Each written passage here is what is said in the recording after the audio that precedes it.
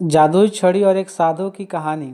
बहुत समय पहले एक छोटे से गांव में एक साधु महाराज रहा करते थे। वे पूरे गांव में अपनी सफलता और दया के लिए प्रसिद्ध थे।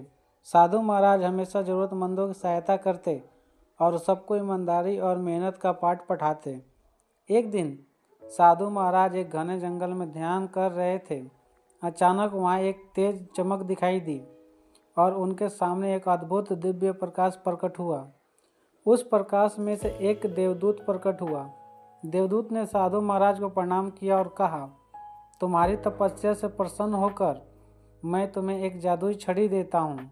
इससे तुम लोगों की भलाई के लिए कुछ भी कर सकते हो, लेकिन याद रखना, इसका इस्तेमाल केवल दूसरों की भलाई के लिए करना है, अन्यथा यह अपनी शक्ति खो देगी। साधु महाराज ने विनम्रता से छड़ी स्वीकार की और देवदूत को धन्यवाद दिया।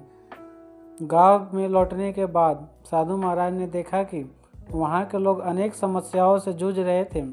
कोई बीमार था तो किसी की फसल सूखी हुई थी।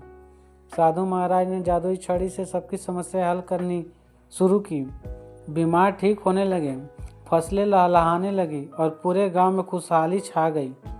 लेकिन जैसे जैसे जादुई छड़ी की चमत्कारों की खबर फैली, कुछ लालची लोग भी साधु महाराज के पास आने लगे। वे झूठे बहाने बनाकर अपनी इच्छा पूरी करवाने की कोशिश करने लगे। एक दिन गांव के सबसे धनी व्यक्ति ने साधु महाराज से कहा, मुझे सोने का एक पहाड़ चाहिए, इससे मैं अपने व्यापार को और बढ़ा सकूं।